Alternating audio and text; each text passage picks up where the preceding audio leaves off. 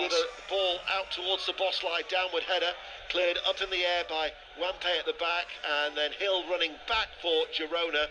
And at the minute they can't get on the ball, the Spanish side. No, they can't put a pass together, just such is the press from Liverpool, and also the quality of the players on the ball, looking so relaxed in the way that they're playing. Joe Gomez without a goal in 273 appearances before tonight for club or country, and he must have thought when he connected with that corner kick that this is it, but then Gazzaniga denied him. 4.5 minutes played, still 0-0. Szoboszlai on the far side, into the feet of Gravenberch. Girona, incidentally, are Liverpool's 138th different opposition in their illustrious history when competing in UEFA competition, and they are the 13th different Spanish side that Liverpool have faced in Europe.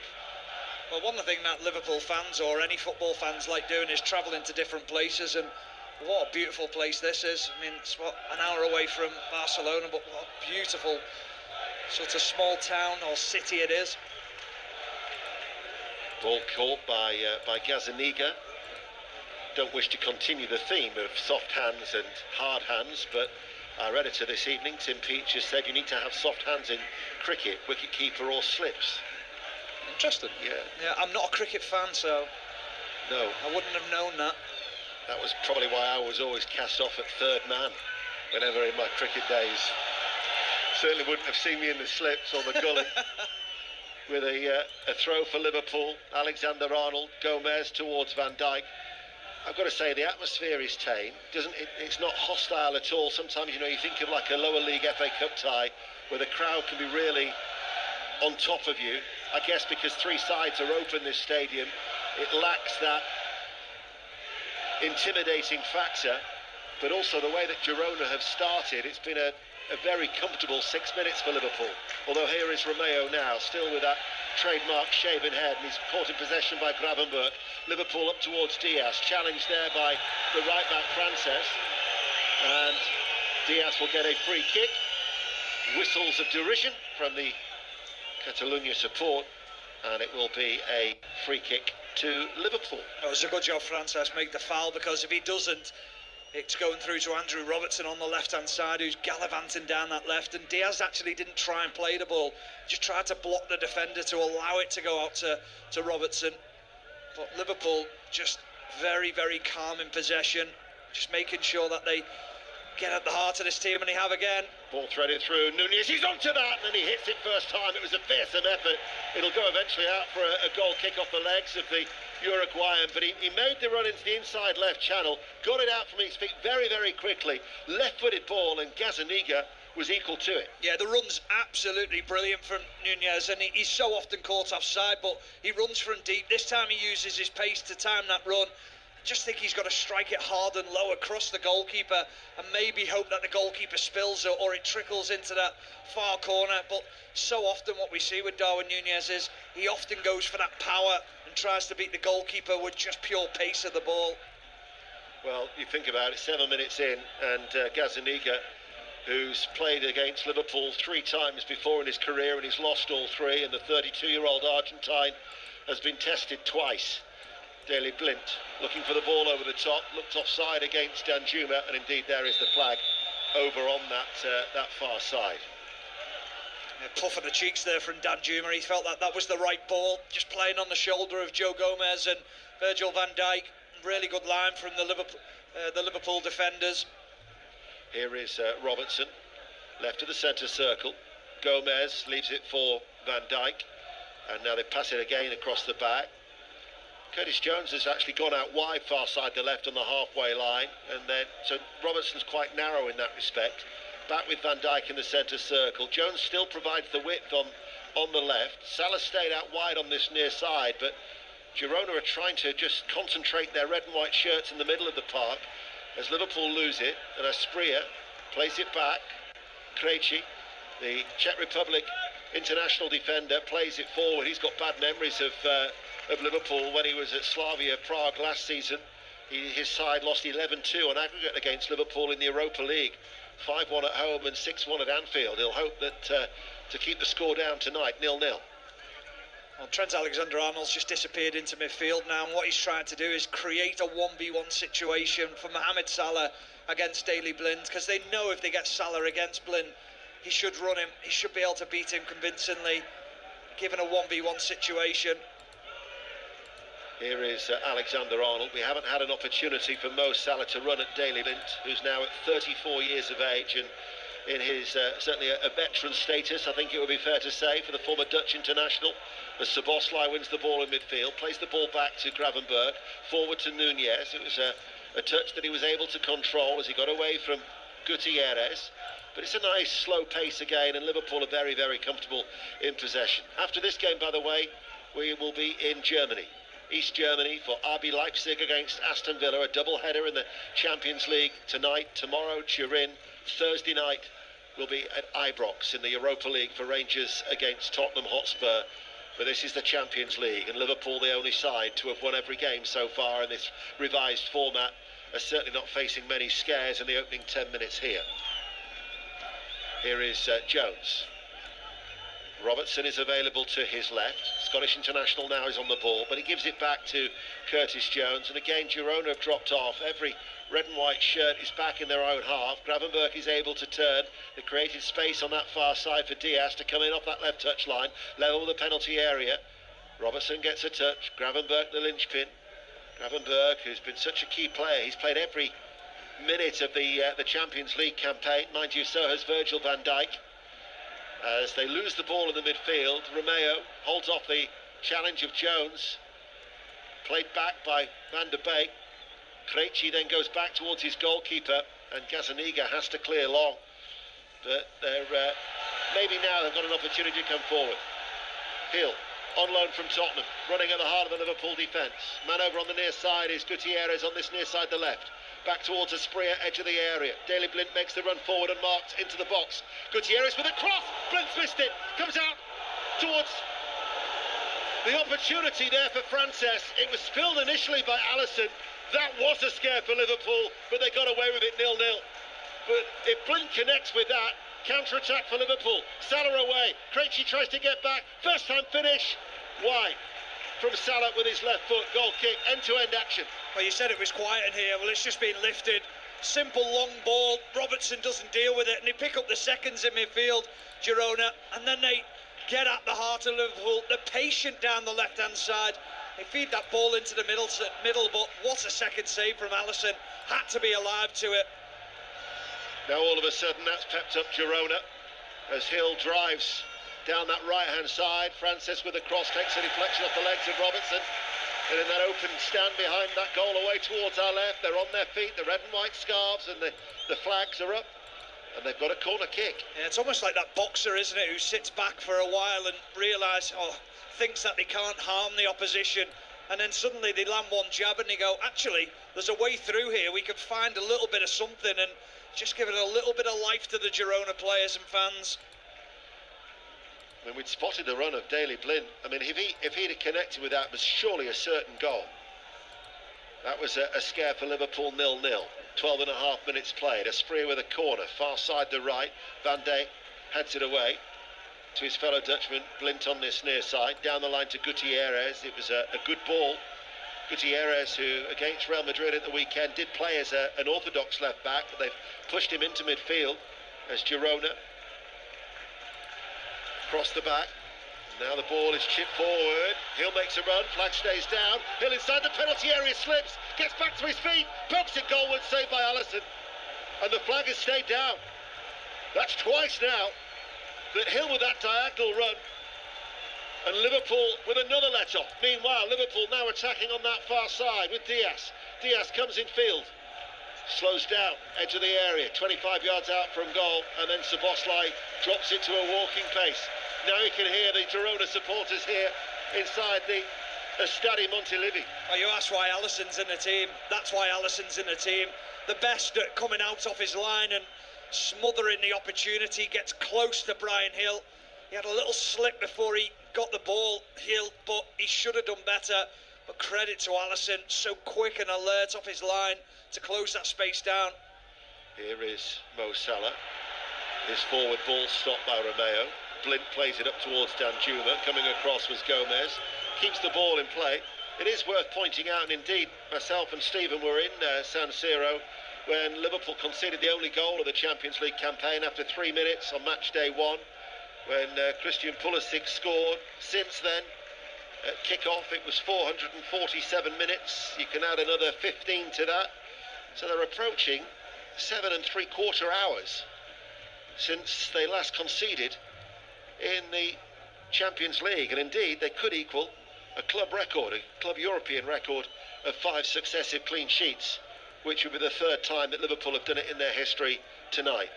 But they've had a couple of scares already, as we are a quarter of an hour in on 5 Live, BBC Sounds, and also live on Radio Merseyside. Robertson's flick ball into the penalty area will be picked up by Gazzaniga. Well, the one thing that you'd say from a Liverpool point of view is track the midfield runners, or you've got to make sure that that line is dropping deep if there's no pressure on the ball. It's a couple of times now where Danjuma got caught offside, but he was very close. But Brian Hill times his run perfectly, and then they float that ball in behind, and Liverpool are all at sea. Danjuma gets away from Gomez. He goes to ground. Danjuma runs forward on this near side, the left. Gutierrez is up with him. Danjuma forced towards the byline. They've doubled up on Danjuma. Had that spell, of course, at Everton, as well as Tottenham and the former Bournemouth player. And then he comes across and gets a throw-in off the legs of Szoboszlai for a Girona throw-in. Am I right in saying he played for Villarreal in the semi-final of the Champions League against Liverpool as well? Yeah. In fact, Danjuma has played against Liverpool on 4 occasions for 4 different sides: Bournemouth, Spurs, Everton, and quite rightly Villarreal, and has lost on all 4 occasions. As Hill, who's never played against Liverpool during his time at Spurs, back to Romeo. Romeo just over the halfway line, inside the Liverpool half, as Girona play from right to left in their red and white kit. Forward to Daley Blint, left back is inverted, back to Krejci, hits it long, Gutierrez. Danjuma is just on the inside of him, if he can find him. Gomez with an uncertain touch, struggling with his footing, it would seem there. Gomez hasn't put the ball out of touch, it remains in play. Danjuma wraps it back. Asprilla was a hard ball to control. Szoboszlai breathing down his neck. Asprilla, though, quite diminutive in stature. 21-year-old Colombian international, signed from Watford for £15.2 million in the summer, and now out towards Hill, mop of hair, as a line of stewards in their luminous orange and yellow jackets, their bibs, make their way down the stand on that far side, as the ball now is out to this near side, the left, and Gutierrez can't cross the ball because Alexander-Arnold is there, but he links up with Romeo. Ball back towards Gutierrez. Gomez with a block. Daley Blint delivers it. Blocked this time by Gravenberch. Now all of a sudden Liverpool are being forced to defend. Gutierrez is still there in the penalty area. Angle drive, swatted away by Alisson. Hill hits it on the half volley inside the penalty area. Couldn't keep it down, left-footed. Good spell for Girona, still goalless. Yeah, Van Dijk looking round, and the Liverpool players saying, what's going on? You've got to get tighter in midfield. You've got to put pressure on the ball. And players switching off and letting runners run in behind them. Alisson now with 3 big saves within the game, when Liverpool looked so comfortable early on. He's been called into action. We thought it might be a quiet night for him, but it certainly hasn't been. It sometimes can be a cliche, but you tell me if it's true. But do you feel that Girona in those opening 7 minutes were probably showing Liverpool too much respect? Yeah, absolutely. They weren't getting close to them, and then you see a couple of times where they find a way through, and suddenly the little bit of belief comes into the team. But Liverpool have let themselves down by being sloppy in the way that they've sort of continued into the second. Although they started so well in the first 10, and then after that they've been sloppy. Here is Romeo in the centre circle. Daley Blint with a ball that is perfectly curled out towards Gutierrez on this near side, the left. He goes back to Blint. His forward ball to Danjuma, coming back from an offside position. Let's find out how Celtic have started in Croatia. Gavin Wallace. Starting not too bad. It's 0-0 at the moment. Dinamo Zagreb 0, Celtic 0. They've just had a free kick. Kuchavenda handballed it just outside the box, 25 yards out. Palomino Ian stepped up and it just whistled over the bar. The pitch is really slippy. It looks quite heavy, but Celtic in control. Dinamo Zagreb 0, Celtic 0. Celtic's aim, I would imagine, is to finish somewhere between 9th and 24th. At the start of play, they were 20th in the table, 8 points from their 5 games, but they would certainly take the opportunity of competing in a playoff for the last 16 come the new year. And remember, the 2 remaining group stage matches will be played next month. It will all come to a head on January the 29th. 5 Live and BBC Sounds, live in Girona, 19 minutes played, 0-0. But Alisson, returning to the side after injury, has been tested 2 or 3 occasions, and he's certainly made his presence felt. When he was asked about it yesterday, but we knew he was travelling with the squad that left Merseyside yesterday afternoon. Arne said, yeah, he's fit to start, and it speaks for itself why he would come back in for Quavin Kelleher, who did get a lot of praise from Arne Slot, who stands in that tiny technical area just in front of us here, with his bald head shining in the floodlights in this tiny little stadium. As Van Dijk comes to a standstill, and it's almost as if all of a sudden there's a lull in proceedings after the excitement of those Girona attacks. Yeah, Liverpool just taking the sting out of the game again now and settling themselves down, not allowing that crowd to pick up the noise levels. Robertson, he is forward. His cross will get diverted behind for a corner kick to Liverpool. As the Girona supporters, the little bunch of them, probably about 100 or so behind the goal. I guess they'll be classed as ultras behind that goal away towards our right. That's where the chanting is coming from. They've held their red and white scarves aloft above their head, almost as if you can imagine you'll never walk alone in the Kop. There's 2 flags, red and white, also are flying, and there's a beat of a drum somewhere inside that tiny stand away towards our right hand side. As Liverpool wait to take the corner kick, just over 20 minutes played on 5 Live, waiting for the first goal, and the corner is taken short. Diaz will give it back to Alexander-Arnold. Now Jones, not that far away from the left corner of the penalty area. On that far side, Alexander-Arnold fires it in, and it goes behind, and that came, I think, off, might have been Gutierrez who threw himself at it. They've already, in the 9 goals that they've conceded, 4 of them have been own goals already. That's a Champions League record, but it was a dangerous ball in. Indeed, it was Gutierrez. Yeah, hit the side netting, and he just knows he's under pressure from Mohamed Salah, who's behind him in close proximity, so he just feels that he has to deal with the situation. But I thought there was a little bit of a wasted opportunity from Liverpool, and then Trent Alexander-Arnold puts in that quality that we know he has. The voice of Stephen Warnock on BBC Radio 5 Live. In swinging corner is headed up and behind, and that will go out of play for a corner kick. It came off the head of Wampe, who is now in his 9th season at Girona, joined back in 2016 for the 33-year-old central defender, as the ball is being carefully placed down in the quadrant by Alexander-Arnold. Szoboszlai is desperate to get the attention of Alexander-Arnold, who wraps it in now. Van der Beek heads it out, comes to Szoboszlai, hits it on the half volley right-footed, came off a Girona shirt. Szoboszlai barged off the ball by Asprilla. The break is on for Girona. Asprilla running forward over the halfway line. Blint's actually going ahead of him. Daley Blint, of all people, the 34-year-old, leading the charge, as then the attack peters out, and Liverpool now have it comfortably inside their own penalty area. Yeah, I think when Asprilla played the ball, I think he was thinking, I'm going to play it, but I don't think you're going to get there. I didn't think he had any belief that it was actually going to make it. What a ball from Trent Alexander-Arnold. A diagonal ball, a switch of play, finds Salah, keeps it in play down by the corner flag, sends over the cross from the right-hand side, and that was headed away by a leaping Alejandro Frances, the right-back, and needed to get there too, as Romeo, ball inside towards Danjuma, midway through his own half, being tracked by Gomez, and then Gutierrez.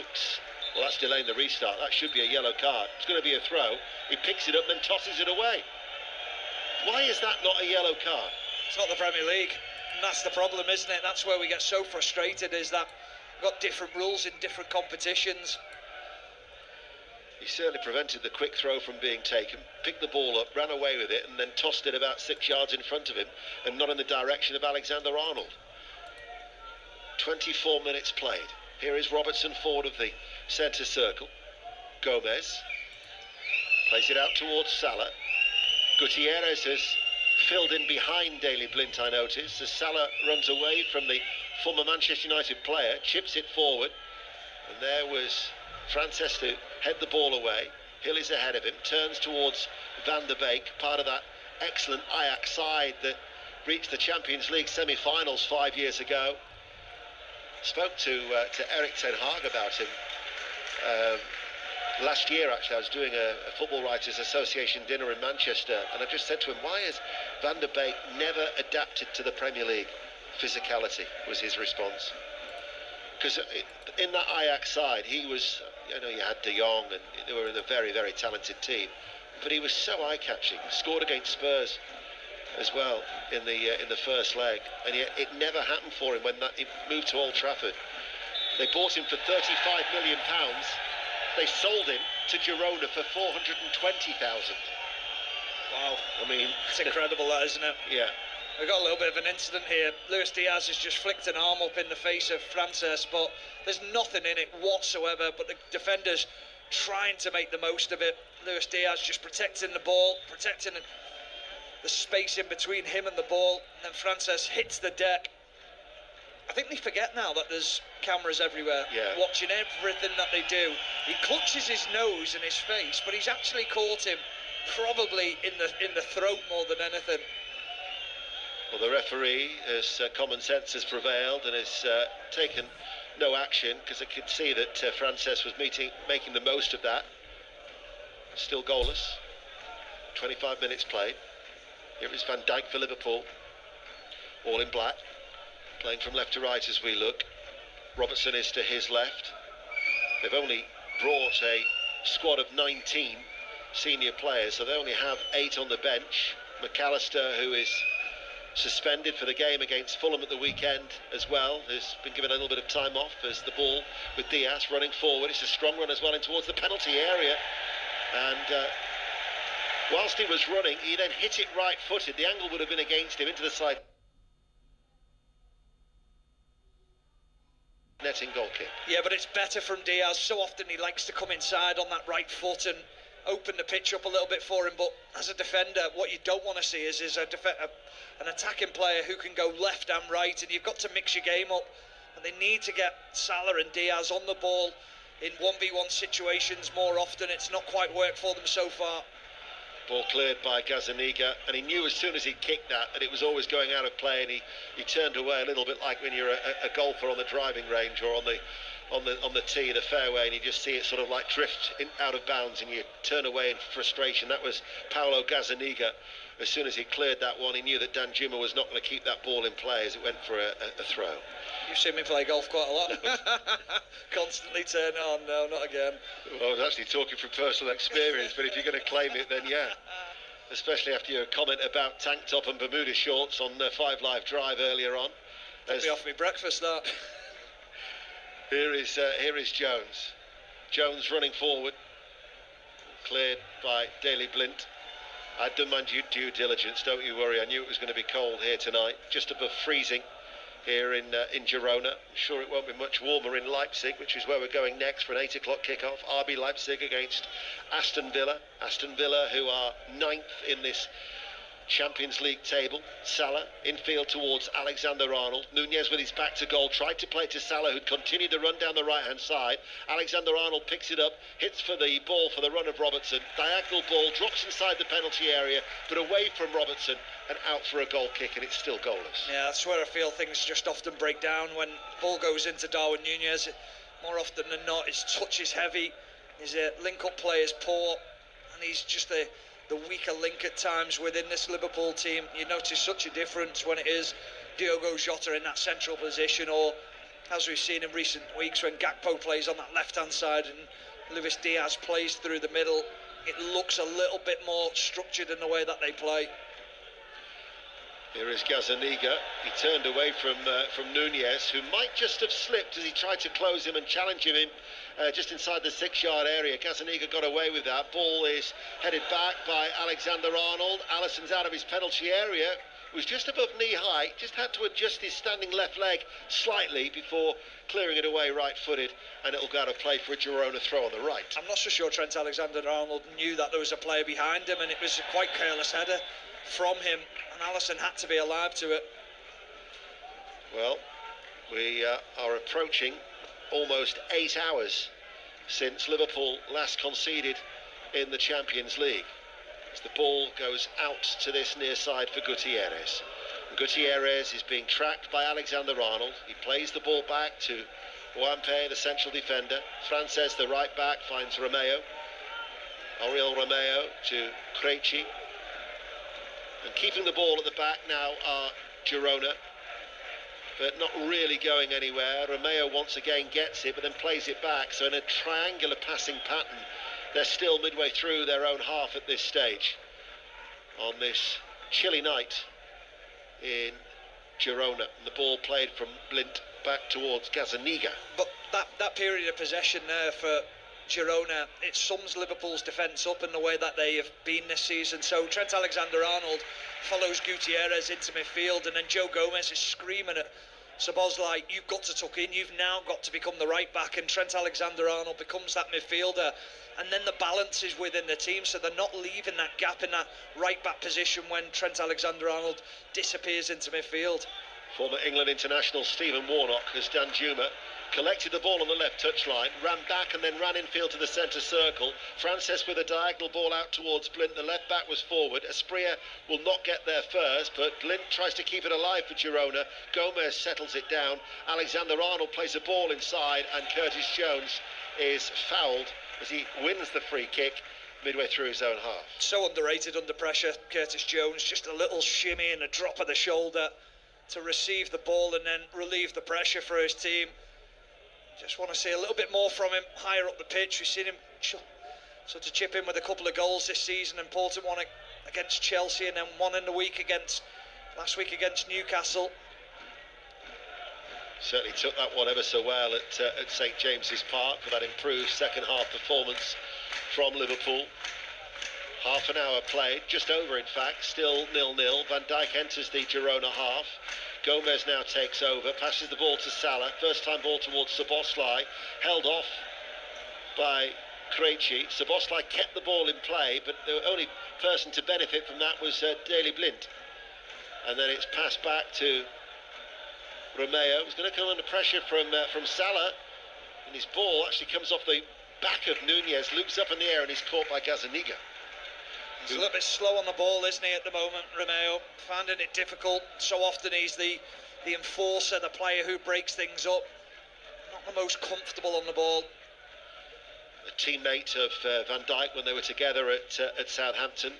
16 times he's previously played against Liverpool. He's only won on 3 of those occasions as Asprilla is caught in possession. Certainly Liverpool, when they're pressing and looking to close Girona down, are putting the Spanish side under a lot of pressure in that respect. Yeah, and it's just trying not to give away little silly free kicks, keep that pressure on them make decisions, make it hard. I thought the referee there was a little bit kind to Girona.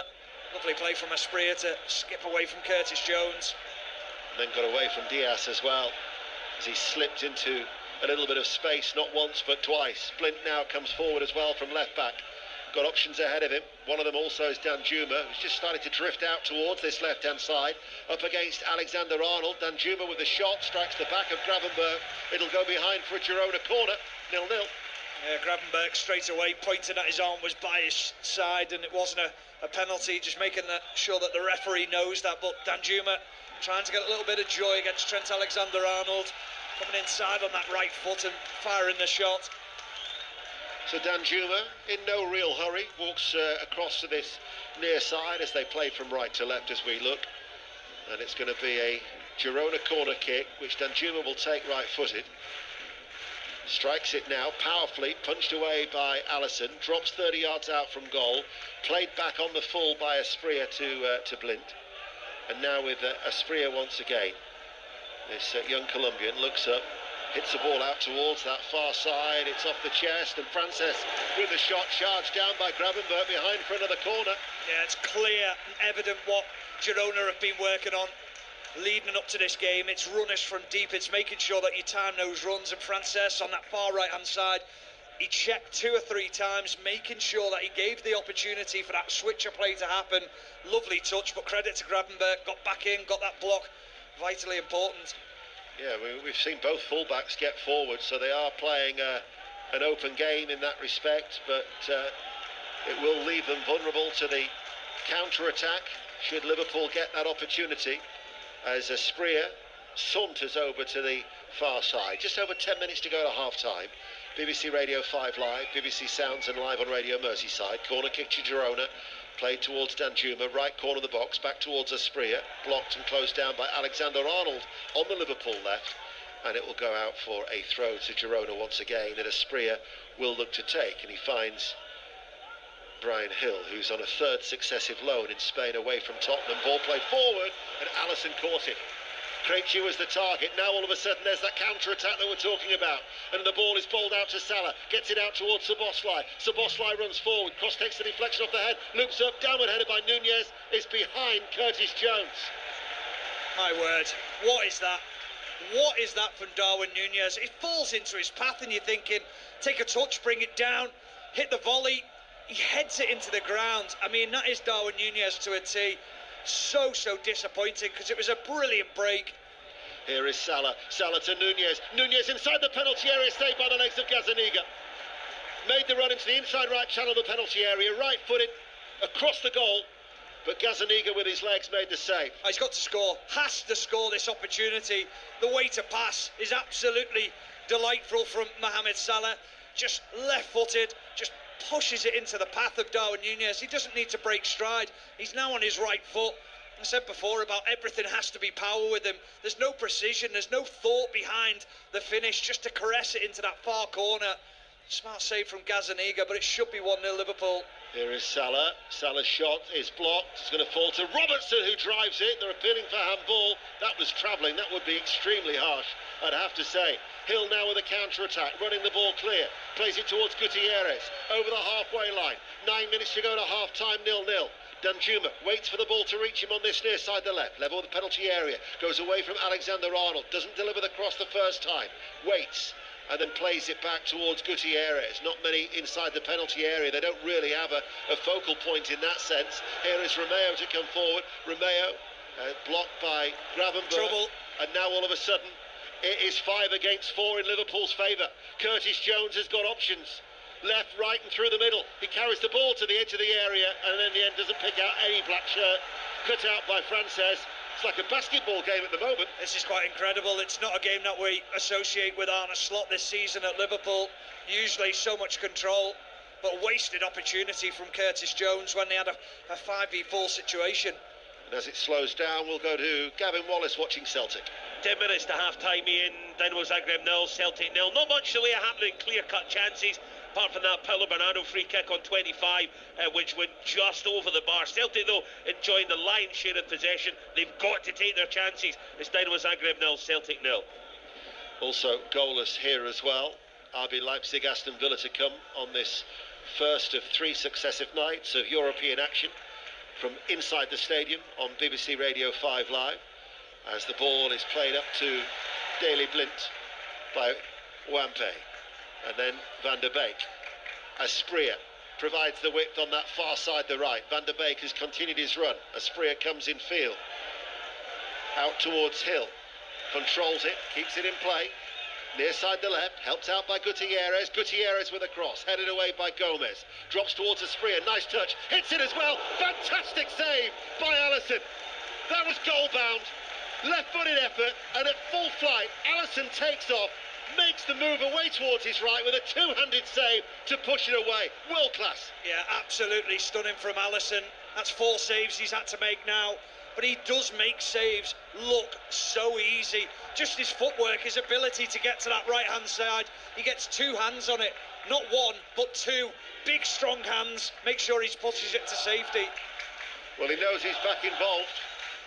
Because as Stephen Warnock quite rightly says, 4 good saves that he's made now as the corner is taken short and then played in by Asprilla on the left corner of the area and patted down by Alisson. But for somebody who's 6'4", it was very sprightly the way he sprang into action. Yeah, and that'll please him as well, knowing that that injury isn't concerning him, making sure that he's got that push off with that quad injury that he picked up. That'll be do him the world of good. Some of the saves that he's made, there's been such a variation of saves that he's made as well, so that's him showing us exactly why he should be in this team. Still goalless, Szoboszlai back to Alexander-Arnold. He seemed to shout something there at Nunez. Didn't seem happy that Nunez wasn't showing himself and making himself available with a ball to feet. So they went back across the back line. Robertson now towards Alexander-Arnold, who's midway through the Girona half. Salah collects it just in from the touchline. Back to Alexander-Arnold once again. Szoboszlai was telling him to switch it with his outstretched arm. Luis Diaz tries to make the run, but there was Brian Hill, who was back there, and Hill will bring it clear for Girona, but he's been caught in possession by Diaz. Here is Gravenberch back towards Diaz, tried to get it out towards Robertson. With the aid of a deflection, it does reach the Scottish international, level with the penalty area left-hand side. Infield now towards Gravenberch, just over 5 minutes to go to half-time, and this is Diaz, edge of the area, ran into a little bit of traffic, and Asprilla is going to be brought to the ground by Gravenberch, and that will be a free kick. I think I've got to say that Benoit Bastien, he seems to be quite a lenient referee. Yeah, I don't think there's too much in that. I know there's Girona fans wanting a yellow card. I think it's just two players coming together, a little bit of an outstretched arm from Gravenberch, and he goes to ground. He is quite slight as well, Asprilla. But the point I was going to make, if I was Frances, I would be absolutely over the moon playing with Brian Hill in front of me. He might be sloppy at times in possession, but my word, what work rate off the ball. The amount of times that he's tracked either Robertson or Luis Diaz down that left-hand side, quite incredible from him. The Michel, the coach of Girona, 49-year-old Spaniard, it was like his arms were whirling. It was like a bowler in the cricket, warming up with his arms going one way and then his left arm going the other. He was apoplectic there. Something really did cause him to get quite irate. He was La Liga's manager of the season last year for guiding Girona to third. He's certainly worked wonders since he took charge, appointed 3 years ago, promoted in his first season. As here is Szoboszlai, no shooting opportunity. Jones just outside the D, Salah with a cute little ball through, blocked.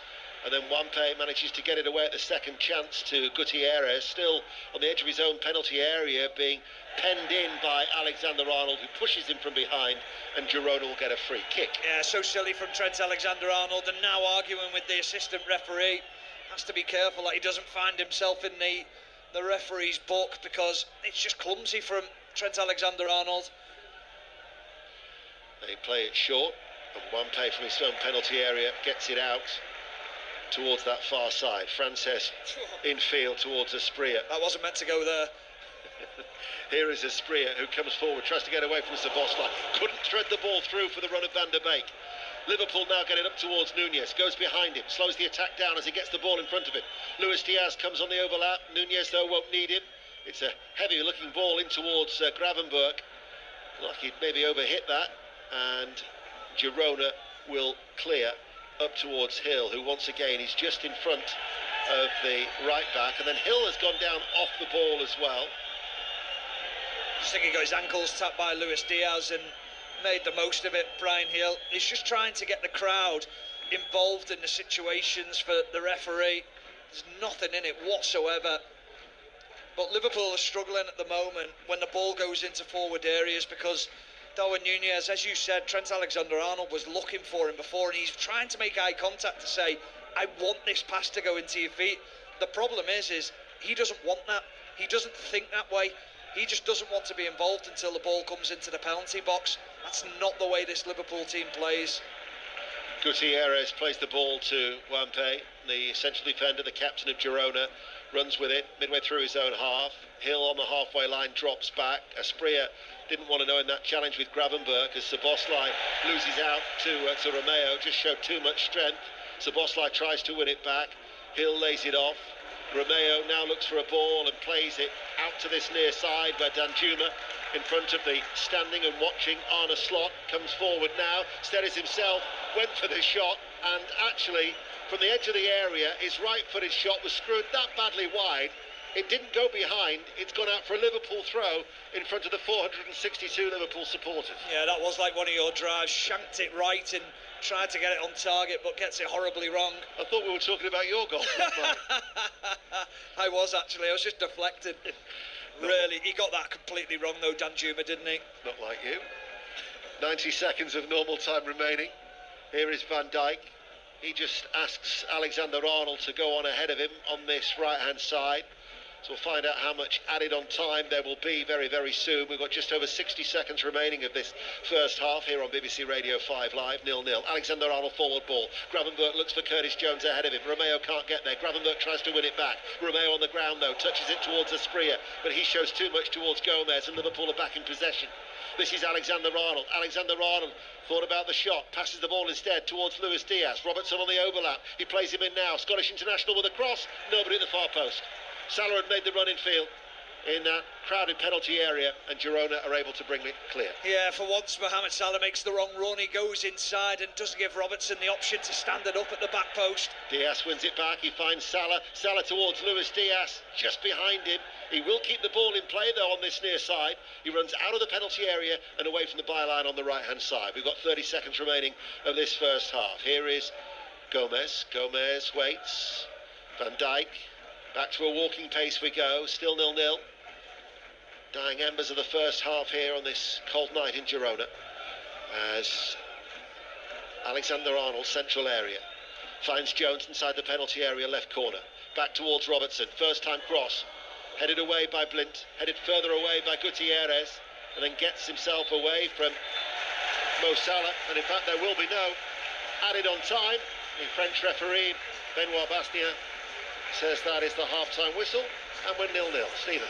Yeah, very interesting game, end-to-end at times, and credit to Girona. They weathered the storm in the first 10 minutes or so, and then started to create opportunities themselves. And Alisson, who started his first game for 11 games for Liverpool, called into action on numerous occasions with 4 smart saves, and he was needed in every single opportunity because Girona got down the left-hand side, down the right, they got shots in from distance, but he was alive to all situations thrown at him. And Liverpool have had opportunities. Darwin Núñez with a couple of opportunities that he should have put away, and Liverpool perhaps should be ahead with the biggest chances created. Don't you go anywhere. I'm sure Lord Chapman will want to ask you some questions, but Gazzaniga with 3 saves, 4 saves for Alisson, the pick of them that one from Asprilla 7 minutes before half time. So at the break here in Girona, Girona 0, Liverpool 0. Mark. And exactly kind of what you've both been saying, it's very open, isn't it? Surprisingly open, actually. Yeah, he won't be happy about that, Arne Slot, at all. He'll feel that the balance isn't quite right.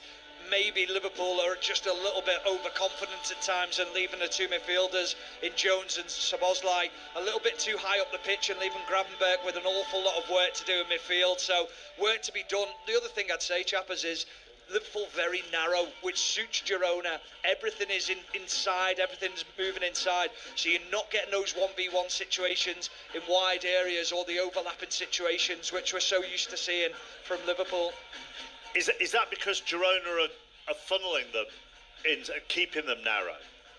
Well, not really, because Mohamed Salah can choose whether he wants to go inside or stay wide, can't he? He's wandering inside, and whether he feels that it's just because it is so tight and congested that if they do get quick 1-2s, then they're in at goal. It's quite a narrow pitch as well, but if I was a fullback, I'd be delighted how narrow the 2 wingers are. I'd be more worried if Salah and Diaz had chalk on the boots, on the soles, because then you know that they're hugging those touchlines, and then you're ultimately you're hoping that your centre-back's close to you. Then that draws open space for Darwin Núñez in the middle of the pitch, but I can see a change coming at half-time. I can't see Darwin Núñez carrying on up front. Okay, and that's what I was trying to ascertain. I was trying to work out whether that's Liverpool causing it themselves or whether Girona are doing something to negate Salah and Diaz a little bit. But it's more Liverpool's side. It feels that way anyway, because they just keep on naturally drifting inside, and you just wonder whether that's something that Arne Slot is seeing within the tactics of Girona leading up to the game, and he's watched previous games. He might adapt that in the second half and say, okay, that's not working, we'll change the way we were playing. He was quite animated on the touchline a lot of the first half, Arne Slot, arms thrown in the air on numerous occasions, when he's usually very calm with what he's seeing in front of him. Stephen, Ian, thank you very much. Second half on the way on Sports Extra this evening. Dinamo Zagreb against Celtic. Gavin Wallace. 0-0 at half-time mark at the moment, and to be honest, it's been a game There's not been a lot of chances. Just before the break there, Sandro Kulinovic had a really good chance. His shot wasn't really diverted anywhere near it, just went past it. To be honest, Celtic, their best chance from this came from 25 yards out, maybe midway through the first half. Paulo Bernardo was over a free kick, and you would always bet your house on him just to get it on target. It just got up over the wall, didn't quite dip down, and just whistled over the bar. To be honest, Celtic haven't been quite there tonight with the decision making. They're getting into really dangerous areas, Mark, but to be honest, the decision making isn't as good as it normally is. Maybe it's too cold, but the 3,000 Celtic fans there will be relatively happy, I would think, that they're still within a chance of getting this victory on the road that they need. It's Dynamo Zagreb 0, Celtic 0 at half time. It's approaching 25-7. You're listening to 5 Live, and Nick Hatfield has the news. The voice of the UK. This is BBC Radio 5 Live. Thank you, Mark. Good evening. Israel says it's destroyed the Syrian Navy fleet as part of an offensive to stop the country's military capabilities falling into the hands of extremist groups. An interim prime minister has been appointed after the downfall of the Assad regime. The UN has called for the Israeli attacks to stop. Our chief international correspondent, Lise Doucette, has more from the capital, Damascus.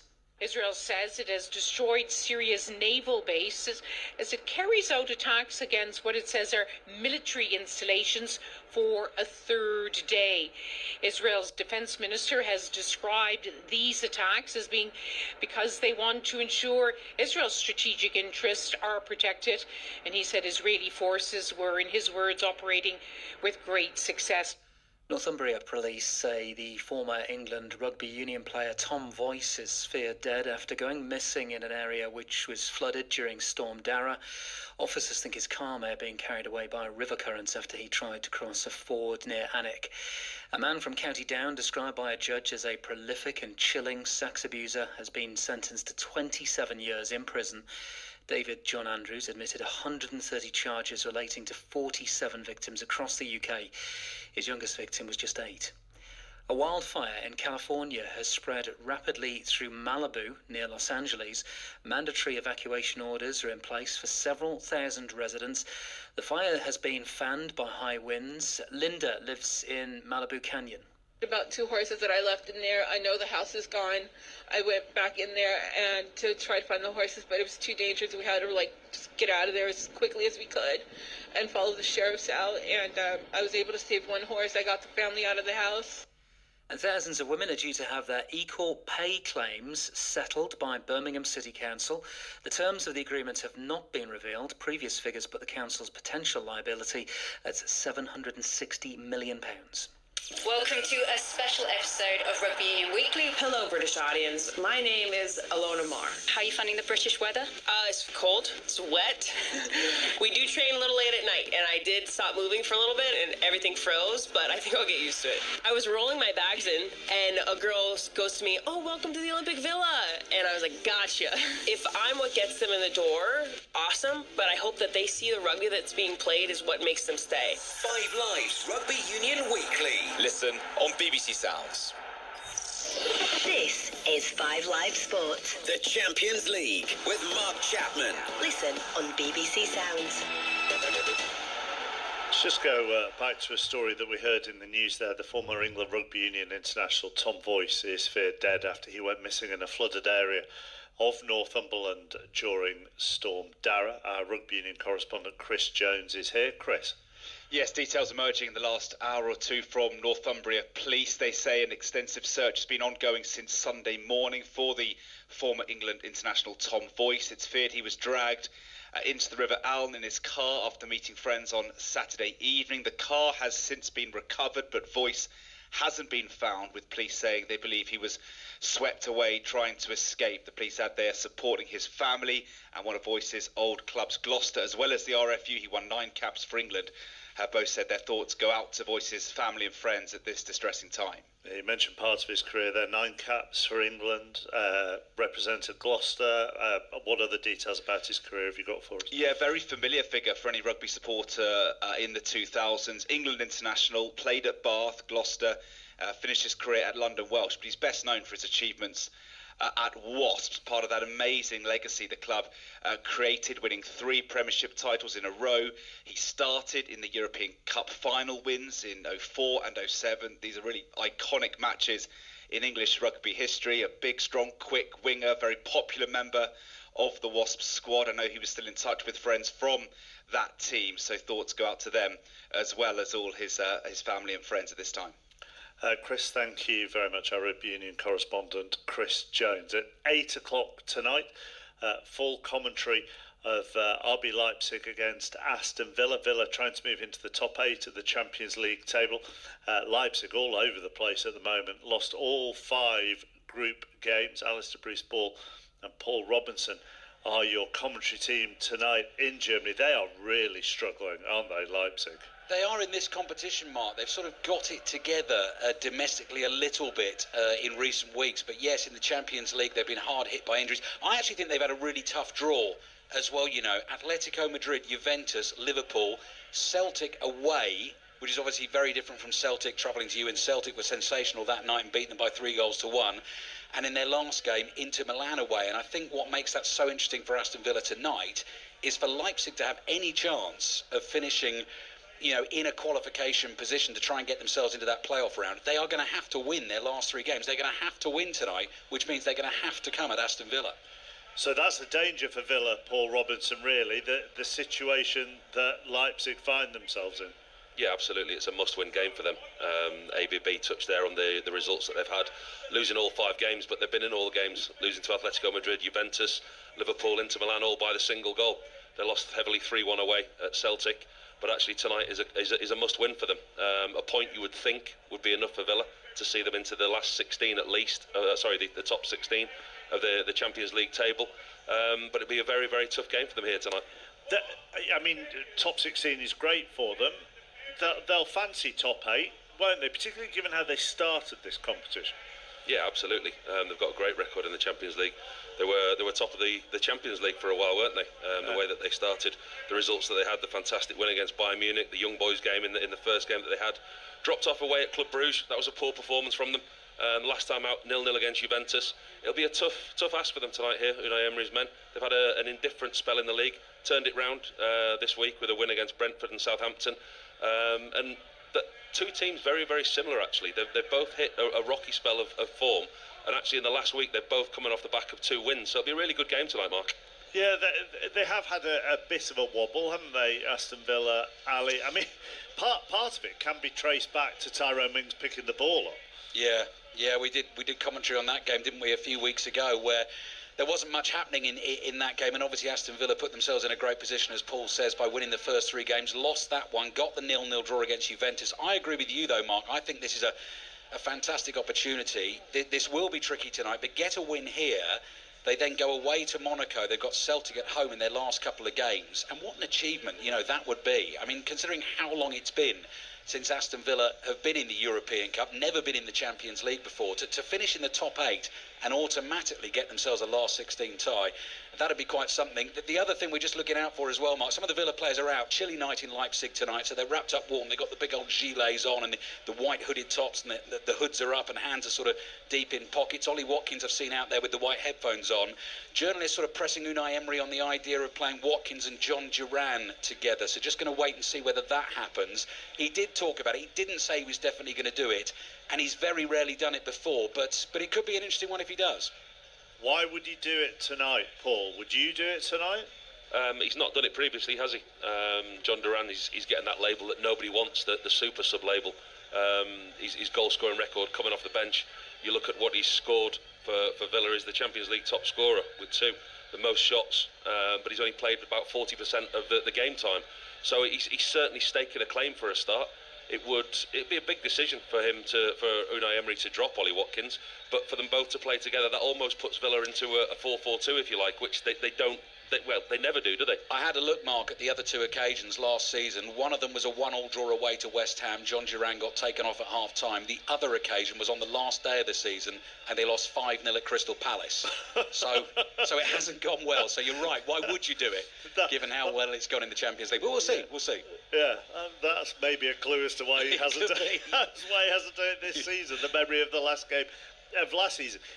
It's an only fair question to ask about Aston Villa, as I asked it about Celtic earlier, Paul, which is you probably want this tied up, some form of qualification, before that final game, because in an England-Scotland battle, anything can happen. Yeah, Villa have got the opportunity index. They're away at Monaco, and they're at home to Celtic. So even if they weren't to pick up a result tonight, they would still fancy their chances. But as you say, the Rangers in the Europa League against Tottenham this week as well, and Celtic at Aston Villa, it's a game that they won't want to have to go into thinking that they need something from it to get through to that last 16. So yeah, they would like to tie up tonight. That would be the ideal. Whether or not they can is another thing. But actually, with the two games that they've got coming up, I think that they're almost there. Back with Ali and Paul a little bit later on. Commentary from Leipzig at 8 o'clock. We'll do more build-up to that game at full time in Girona. A couple of other football lines for you. Gary O'Neill will remain in charge of Wolves despite their poor start to the season. They were beaten at West Ham last night. Brighton have announced they'll sign the Paraguay international midfielder Diego Gomez from Inter Miami when next month's transfer window opens. And the Millwall head coach Neil Harris will leave the club after Saturday's game with Middlesbrough. Both early games tonight in the Champions League are goalless. Dinamo Zagreb and Celtic. Commentary on Sports Extra and BBC Sounds right now, and the game here on 5 Live between Girona and Liverpool. Although goodness knows how it is goalless. Both sides have had chances.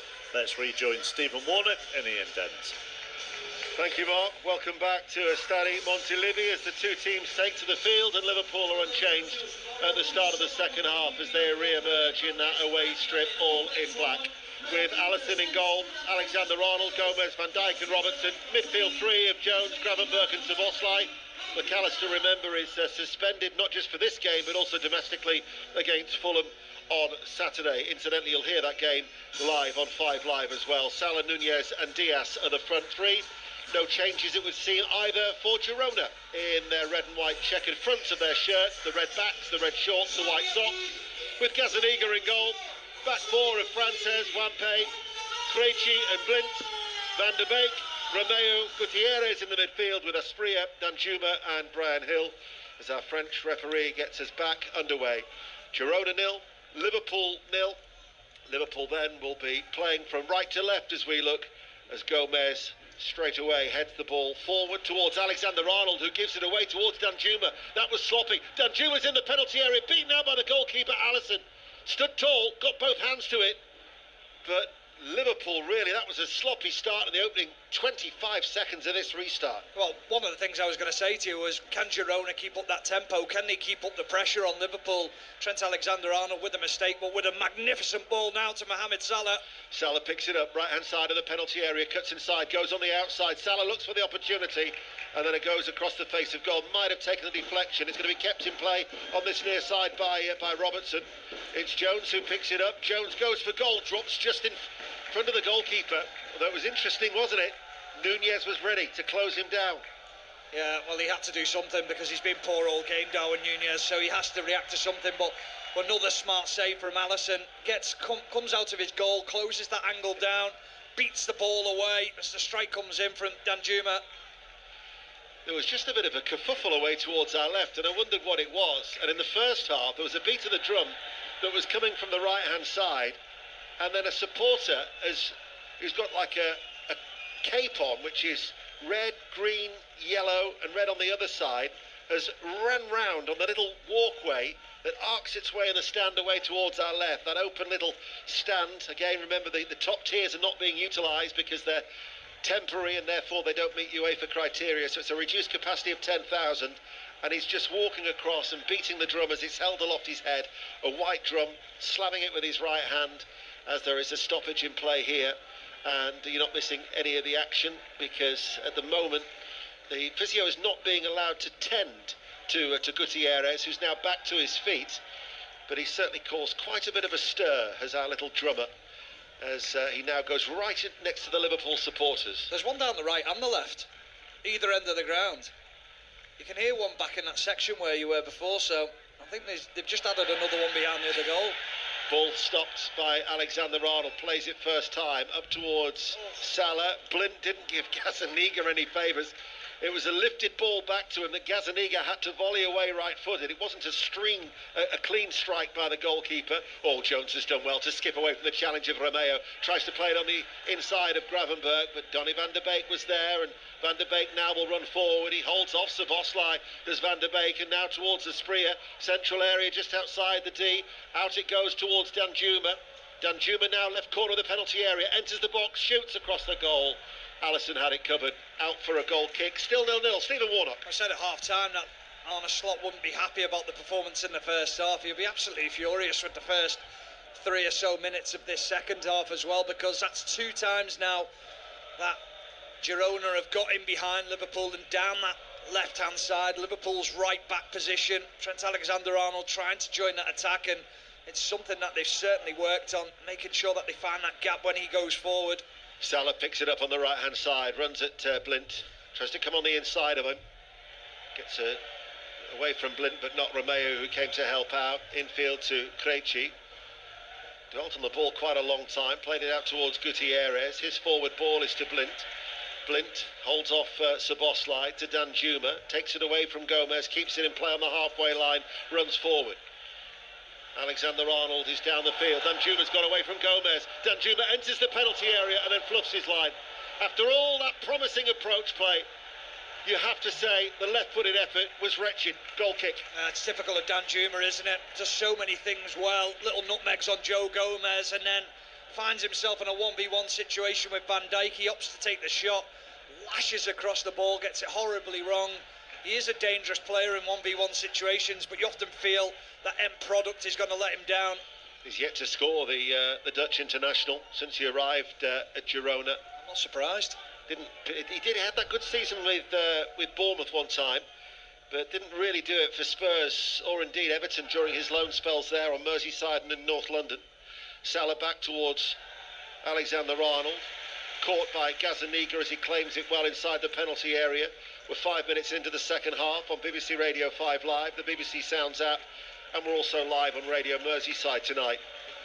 Inside this Stade Montilivi that was built and opened in 1970. The ball goes back to Gazzaniga, who clears it first time and gets plenty of distance on that. Ball in fear towards Asprilla. Asprilla with the outside of his right boot, carves the ball forward. And this is Frances, who, the right back, plays it out towards Brian Hill. Hill runs forward with pace, enters the penalty area, goes away from Robertson, and it will be a goal kick. 43 appearances during his time at Spurs, didn't score since he arrived from Sevilla in 2021. This is his 3rd season that he's been loaned back to Spain after returning to Sevilla and also having a loan spell at Valencia. He now finds himself in Girona, away from North London. After the commentary here in Girona at 8 o'clock, our next commentary will be from Eastern Germany, and the team news is in. Alistair Bruce-Ball. 3 changes for Aston Villa from their 1-0 home win over Southampton at the weekend. Watkins and Duran don't play together. Watkins comes in for Duran. Matty Cash and Luca Dean come in for Maatsen and Leon Bailey, who's out injured. It will be 3 centre-backs, Konza, Pau Torres and Diego Carlos, with Cash and Dean as the wing-backs. Thank you, Ali. Paul Robinson will be alongside Ali Bruce-Ball then for that commentary from Leipzig, live on 5 Live at 8. Tomorrow we are in Turin, and then on Thursday night we're at Ibrox for Rangers against Tottenham. I'm sure Ange Postecoglou will be looking forward to his reception at Ibrox. I'm sure he will. Here is Robertson. Halfway line. Liverpool all in black, playing from right to left. 7 minutes into the second half. Diaz on this near side. Stephen Warnock touched upon in the first half. Hill helping out his right back, Frances. Infield he goes to Gravenberg. Now Alexander-Arnold. Central position midway through the Girona half. Liverpool really have squeezed Girona in here. They're trying to find a way open. I mean, every red and white shirt of Girona is probably within 30 yards of their own goal. So it's very, very compact. Here is Diaz. The referee almost gets in the way. Manages to get away from the ref, and then Hill. Infield to Salah, lets it run through. Nunez Heavy touch, hooks it into the penalty area. Too heavy, goal kick, 0-0. Wouldn't have things to say about him. Tried to be positive about Darwin Núñez, but he is the weak link as the ball goes into him. He's not aware of what's around him. Heavy touch. He's hoping more than anything. There's no finesse in what he's trying to do. I wish that drummer would go back to the end away towards our right. You were excited when you saw him, and now you're moaning. I wasn't moaning, I just wish he'd disappear.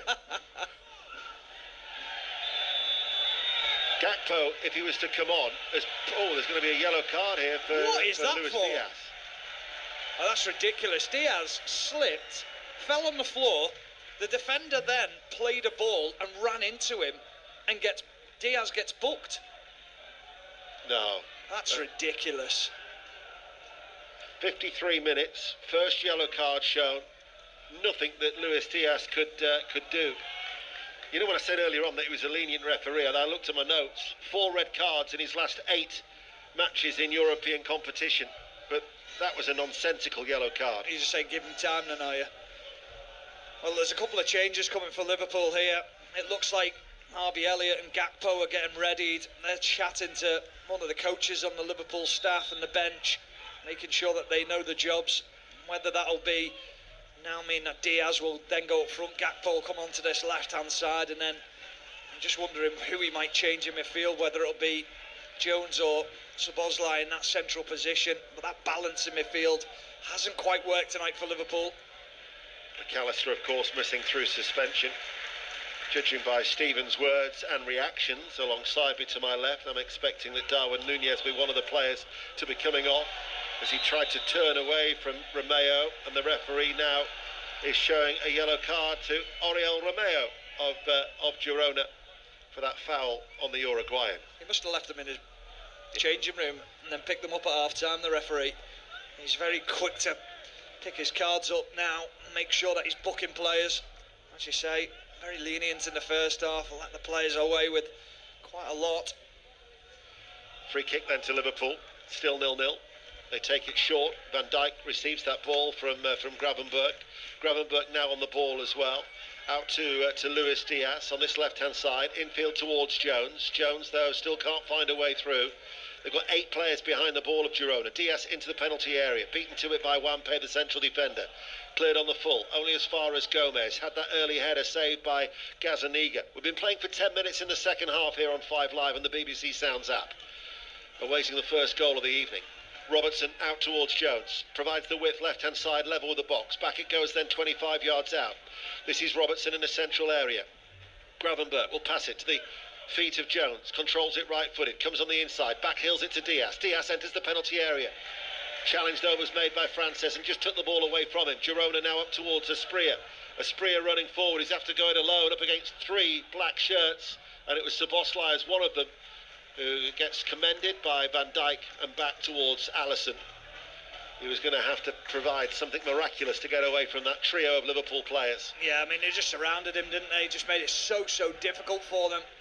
But there's a lot of players looking at each other in the Liverpool team here, asking what's going on, as Trent Alexander-Arnold wasteful with a pass. So often he picks the right pass, but this time he's trying to fire a long ball down the pitch. Girona give the ball away. Gravenberch on the far side, the right, back to Gomez. Jones now outside the centre circle, right-hand side. That double change will be happening soon for Liverpool. Diaz on the left to Robertson. Robertson midway through the Girona half. Gomez forward in the centre circle. Passes the ball with pace and purpose. Out towards Alexander-Arnold. Good cross, headed away. Only partially cleared. Jones, left corner of the area, with his back to goal. Tries to lose Hill, who blocks the first attempt. Comes back to Jones. Goes central. Gravenberch. No shooting opportunity, closed down. Played quickly by Salah. Repelled by the Girona defence. Blint plays it forward to Romeo. Still being pressed by Liverpool. They're still deep inside their own half, but they're trying to beat the press. But Liverpool win it back through Szoboszlai. Then he gives it away. And then at the moment, it will be Daley Blind, but he's been cornered over on that far side. And Girona are intent on trying to play out from the back, but they've given it away again with Gravenberch. So Liverpool win it high up the pitch on that far side, the Liverpool right. Still 0-0. This is Van Dijk, central position. Robertson just to his left. Liverpool is the cry from the 462 of the travelling support as Diaz flicks it back along the ground. Robertson with a cross. Wampe heads it out, only as far as Gomez, midway through the Girona half. Back inside to Van Dijk. Still Dinamo Zagreb 0, Celtic 0 in the other game in the Champions League tonight. Here is Diaz, edge of the area. Liverpool trying to find a way through. Curtis Jones plays it back. Girona are defending so deep and there's no way out for them at the moment. Here is Gomez, central position, faced by Danjuma. Goes to his right for Alexander-Arnold. Liverpool are having to be patient. Arne Slot watching on in his technical area. Liverpool have the control at this stage. Can they find the penetration? Yet to really test Gazaniga in this second period. Alexander-Arnold to Salah. Runs away from Blind. Back towards the England right back. Strokes it in field to Gomez. Gomez to Robertson. Robertson's forward ball headed away easily by Wampe. No way through at the moment. No, but you're using the right word, patience. That's what they've got to be. They can't be wasteful here, Liverpool, because they have got them pinned back. Here is Jones. Jones, left side of the penalty area. Robertson's first time cross. Wampe's header away. Van der Beek with a challenge on Diaz. The referee tells Diaz to get to his feet. Liverpool are still attacking. Here is Robertson. Gazaniga makes the save at his near post. He was hit left-footed. And Gazaniga, two hands, turns it behind for a corner kick. Better from Liverpool. Yeah, well, Arne Slot down in front of us is asking the fourth official, is it a penalty on Luis Diaz? Boots left his foot. He feels that Donny van der Beek treaded on the back of his heel. And as the ball comes to Andrew Robertson, he just has to square it into the feet of Darwin Nunez. And he's got a simple tap in, but it perhaps falls to the wrong person. In Andrew Robertson gets that strike in. Gazaniga, strong arms, strong hands at that near post to push it round to safety, but Diaz is still down. So a bit of concern at the moment. The referee was in. He was certain, he was unequivocal that he told Diaz to get back to his feet. Now at the minute, the French referee is either saying to him, do you want to go off? VAR, you would imagine, well, would look automatically, wouldn't it? Benoit Milo is the VAR official who'll be having a look. He stands on his heel, loses his boot, and then Diaz, when he doesn't have the boot on his foot, he slips because he's just got the sock trying to get traction on the floor. But they are checking the penalty.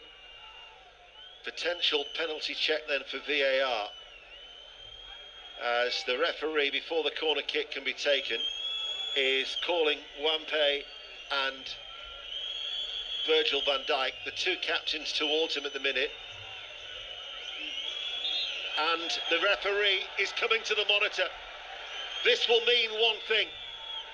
Liverpool will be awarded a penalty because clearly Benoit Milo, the VAR, has instructed Benoit Bastien he needs to have a look at this. Yeah, well, Van der Beek's the player who's behind Luis Diaz, and he stands on his left foot.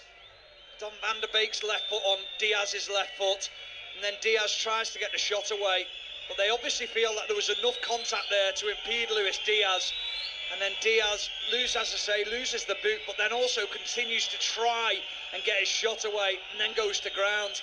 Is there enough? Will the referee think it's a penalty? The answer is yes. Liverpool have been awarded a penalty after a VAR check.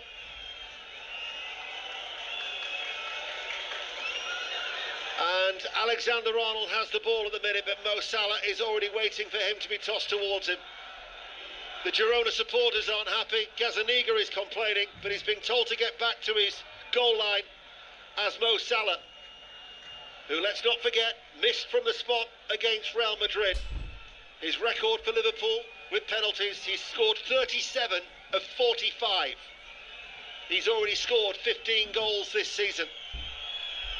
Liverpool, 5 wins out of 5. All 3 penalties involving Girona in the Champions League this season have been saved. Gazaniga saved against Feyenoord. Can he repeat his heroics this time? Salah waits. You're listening to 5 Live. 0-0 here in Girona. Salah now begins his run-up. Left-footed, sends the goalkeeper the wrong way. A sweet 16 for the season for Mo Salah. And Liverpool take the lead from the spot. He missed against Real Madrid he wasn't going to miss this time. 1-0. Yeah, high fives all round from Arne and his staff on the bench as Mohamed Salah beautifully executes that penalty kick. I have to say though, Deno, I think the penalty's harsh. I think it's very, very soft. I don't really think there was that much contact. I think it's a coming together more than anything. But Liverpool won't care about that. They find themselves 1-0 ahead. Well, you'll be able to see it tomorrow night for yourself. Indeed, Stephen Warnock, on the eve of his 43rd birthday, will be part of the TV highlights team on BBC One. Champions League match of the day, 10:40, although the highlights will be available on the website from 10 o'clock tomorrow night. But just past the hour then, 63 minutes in here in Girona, and Liverpool are ahead by a goal to nil. Mo Salah with the penalty. Van der Beek picks it up. Van der Beek now sends over a cross from the right. Loose ball. Blint is onto it, passes the ball quickly towards Danjuma. Danjuma hits this, blocked by Gomez, behind for a corner. We'll quickly check on Celtic and Gavin Wallace. They've just had a really good chance, two in the space of 2 seconds. Kyogo lunged into a great ball in from Bernardo. It was saved well with the goalkeeper. Cameron Carter-Vickers with a snapshot from 6 yards, blasted it way over. It's still Dynamo Zagreb 0, Celtic 0. Thank you, Gavin. Girona have a corner far side the left. Didn't beat the first man. Blocked by Alexander-Arnold. Comes out towards Gutierrez. Gutierrez now with a right-footed cross. Deep inside the penalty area. Szoboszlai will clear on the edge of his penalty area. Flags up on this near side. Referee has spotted it. But, in fact, it was an offside. Liverpool brought the ball away. Girona started to attack. The referee had acknowledged that he'd seen the flag, and then all of a sudden takes play back and gives a free kick to Liverpool. Well, he's got to give the offside, hasn't he? Because he hasn't waved play on, he didn't see the flag go up, so he's just taken it back to the action of the assistant referee. 61% possession for Liverpool as we enter the 65th minute here in Girona. He's opted to not make those substitutions as well, hasn't he? On a yeah. slot. I know you've got your stickers ready. I have. Well, they might not be used. It was interesting, he was asked about, he thought it was correct that the Everton game was postponed at the weekend. But, you know, would this have been the side that he would have played had they been involved in a Merseyside derby? He said yes, probably, but you'd never know about the injury situation. But, I mean, one of the changes was enforced because of McAllister's suspension for this game here tonight. As Krejci turns midway through his own half and along the ground, finds Danjuma on that far side. Gutierrez is running with him on the inside. Danjuma now looks for the run of Gutierrez. Just lacks the quality. He does so many things well. The movements he's got when he's on the ball in 1v1 situations. But what he can't do is he can't compose himself, and he can't pick up that final pass, which is so often the most important pass. It's a frustrating player. 65 minutes played. Incidentally, the BBC are looking for the next generation of sports commentators. The deadline is a week on Friday. Head to the BBC Sport website and look for new voices for further details. And a week on Friday you have to act if you know of anybody who wants to be a budding commentator. Here is Van Dijk inside the centre circle. We're almost midway through the second half. Liverpool lead by a goal to nil. 6 from 6. We've gone now over 8.5 hours of football since they last conceded in the Champions League, as they look to match the runs of 83, 84, and in 2005 of equalling a club record 5 successive clean sheets in European football. Gazzaniga to Blint on the edge of his area, plays it back to the byline for Krejci to clear long. Gomez will head it away from Danjuma, falls to the feet of Asprilla, who's challenged by Gravenberch. He's had an excellent season, hasn't he, Gravenberch, for Liverpool? Yeah, he has. He's suffered a little bit tonight because he hasn't got his usual partner alongside him, McAllister, who balances things off extremely well. Blint gets the ball forward, closed down by Gomez. Alexander-Arnold had ventured forward. There was a gap in that left-hand side of the attack. It's a throw for Girona. I just think that balance is better when McAllister plays and let this ball come in. Danjuma's low ball stopped in the penalty area by Gomez, and then it's passed out of play for a Girona throw. Girona, who have failed to score in 10 of their 23 games this season.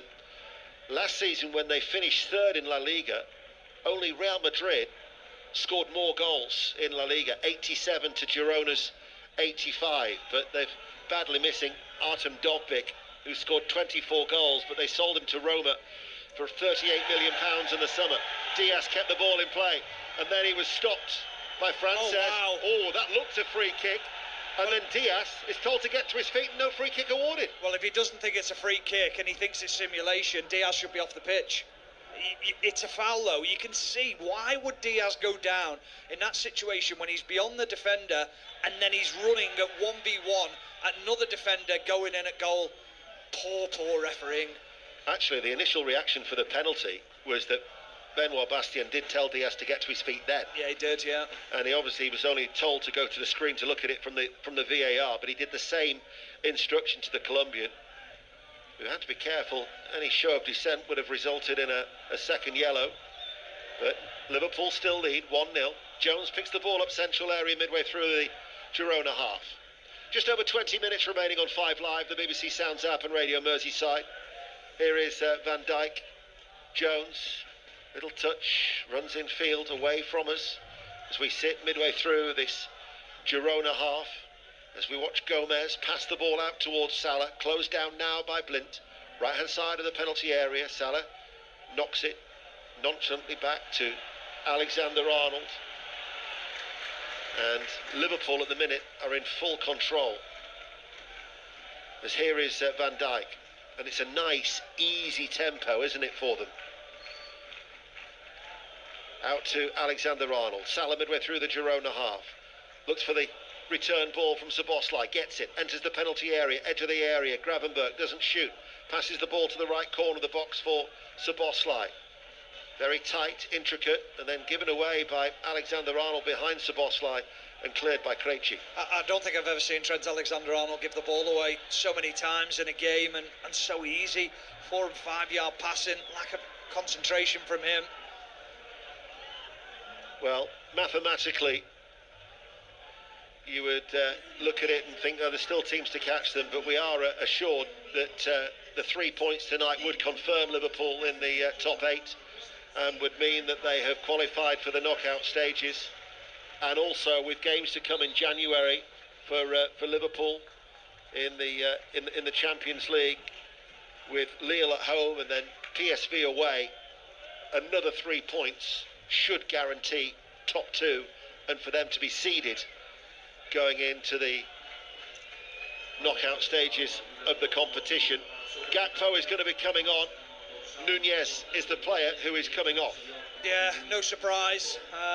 He looks very frustrated, Darwin Nunez, as he walks to the sideline, but he can have no complaints. He hasn't been at his best tonight. He's struggled with the link-up play. He's had opportunities to score goals and he hasn't taken them. Another frustrating night for the big Liverpool player. And we're going to have a double change from Girona. Middlesbrough fans will know this fella, Christian Stuani, who's now 38 years of age. He's the record appearance holder for Girona as he makes his 264th appearance tonight, and also the record goal scorer with 134 appearances. So Stuani gets a great ovation. He replaces Arno Danjuma, and the other change coming on was Brian Hill, who has gone off, and Christian Porto has come on, who's in his second spell now, a 32-year-old midfielder. So he has come on, and Brian Hill makes way as Girona and Michel just try and freshen it up. But they're heading for yet another defeat, as they'll be heading out of no progression in this competition. 5 defeats from 6. They will certainly be finishing below positions 25 in the net regions of this extended league format that goes all the way down to 36 teams. Liverpool lead 1-0. Stephen Warnock. Your drummer's back. Delighted about that. He's come closer to you since you've said that. But a little bit of a change for Girona. Asprilla now onto this right-hand side down in front of us. So it gives Andrew Robertson a little bit of a different test than Hill. He's a little bit more direct in the way that he plays. Cross from Szoboszlai, blocked. That'll be a Liverpool corner kick. So Gakpo, as he has throughout most of the season, is staying left. Diaz is the one who's gone centrally. Liverpool have a corner kick. Yeah, he's been outstanding on that left-hand side, Gakpo. I think Liverpool are a better team when Gakpo's in it off the left and Diaz is down the middle. Obviously, you've got Diogo Jota back in training now. He'll look to build up his fitness and bring more added quality to that Liverpool front line. So more options for Liverpool on the way. He's got a Ghanaian flag draped over his shoulders, so he's welcome to stay. Akwaba means welcome in Ghanaian. Oh, lovely. Yeah. Well travelled, aren't you? Corner kick on that far side. Swung over from the right. Van der Beek climbs high to head it away. Challenge comes in. Referee says no free kick. Liverpool deliver the ball from Robertson on that far side, the right. Here is Van Dijk, lays it off towards Gakpo. Gakpo, who's been in good form for Liverpool. 6 goals in his last 8 games. Still leading by 1-0. Here is Gravenberch. Elliott's going to be coming on. So that double change that they just delayed, they waited and they waited. Gakpo's already come on. And Harvey Elliott, who came back from the 89th minute against Manchester City for his first appearance, and only his second substitute appearance for this season, because he's missed large parts of it after fracturing a foot in September for England's under-21s. So he'll be coming on. And there is another double change in the offing as well from Michel, the 49-year-old Spaniard, a former Spanish youth international, as he is looking to try and conjure up a way of a Girona equaliser. But 16 minutes remaining. Don't forget, after this game, we'll be going to Leipzig for our next commentary. Aston Villa against RB Leipzig, as Krejci with a back pass to Gazzaniga, offside against Luis Diaz, free kick to Girona. So we're going to see John Solis coming on, who's a Colombian midfielder, only come back in after an ankle injury picked up last week. Yet to score for the club in his second season, and just looking to see who the other change might well be. It's going to be Ivan Martin, who, if you watch the Match of the Day Champions highlights, you would have seen his astonishing miss against Sturm Graz in the previous match day, about 2 yards out, wasn't it? Yeah, shocker, absolute shocker. So they're the double change that Girona are going to make as they trail by 1-0. And Liverpool haven't had as many scares second half, have they?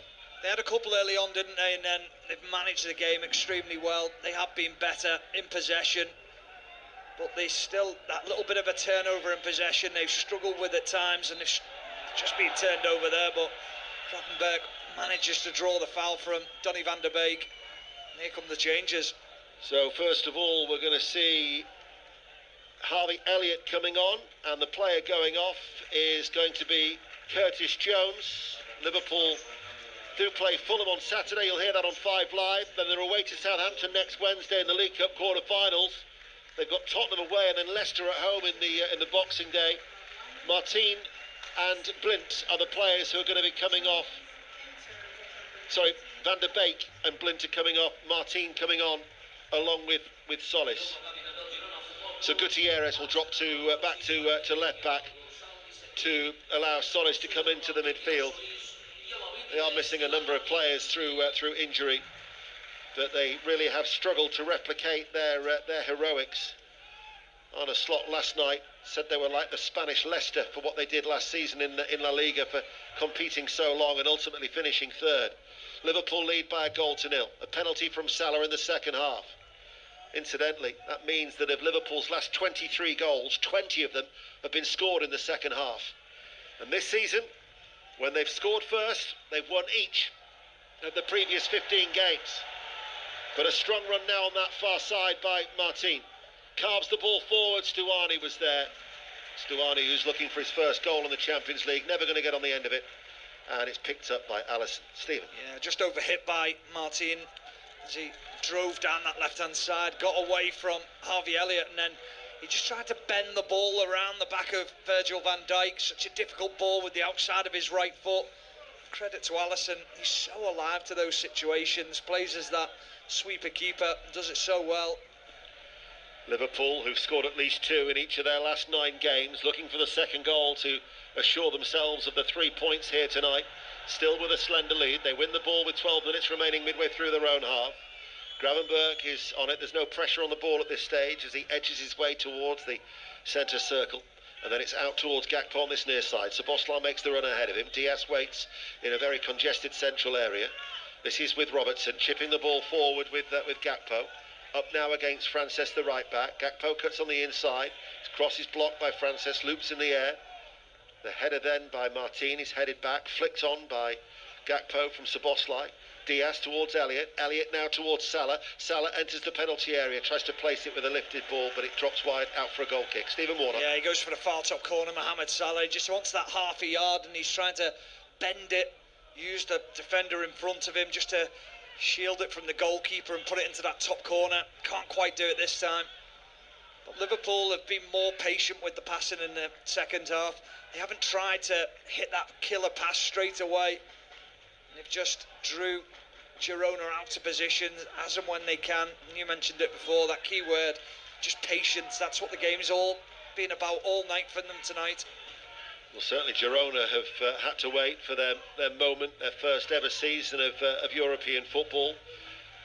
Of course, they never faced an English side in European competition. Their previous opponents were from France, from the Netherlands, from Slovakia and from Austria as well. And yet, in 50 days' time, they'll face their second English opposition when Arsenal come here for what will be the final group matches on January the 29th. Gomez has just been shown a yellow card for Liverpool. Let's get an update from Zagreb. Watching is Gavin Wallace. Dinamo Zagreb 0, Celtic 0 again, and Celtic had another couple of good chances. James Forrest though sclaffed the shot, it nearly went out for a corner. Celtic tried to recycle but ended up putting the ball out. For all the chances Celtic are getting, they're just not converting. 15 to go, Dinamo Zagreb 0, Celtic 0. See if Celtic can prize a late goal in the last 10 minutes. Liverpool have got their goal. They lead by 1-0 as we have 10 minutes remaining here in Girona. Back it goes to Gazzaniga. You sense, though, from sitting inside the stadium that there isn't that feeling of optimism or confidence that Girona are going to score. No, I think they're just enjoying the occasion, aren't they? It seems a strange atmosphere because in the first half they created a fair few opportunities, and whether it's just the style that Liverpool have played in the second half and they've just nullified what Girona have tried to do, but credit to Liverpool the way that they have managed the second half. Got to say, there was quite the welcoming committee for them when they arrived in Girona yesterday, the Liverpool team. They were lined up 3 deep looking for autographs and for shirts to be signed by the Spanish public, as Liverpool negotiating these closing stages without any undue pressure on their goal, as Gomez makes the challenge on the halfway line. Romeo's forward ball stopped by Gomez once again. And Martin making the run in behind him, then it's passed towards Van Dijk. Forward then towards Robertson. Gomez.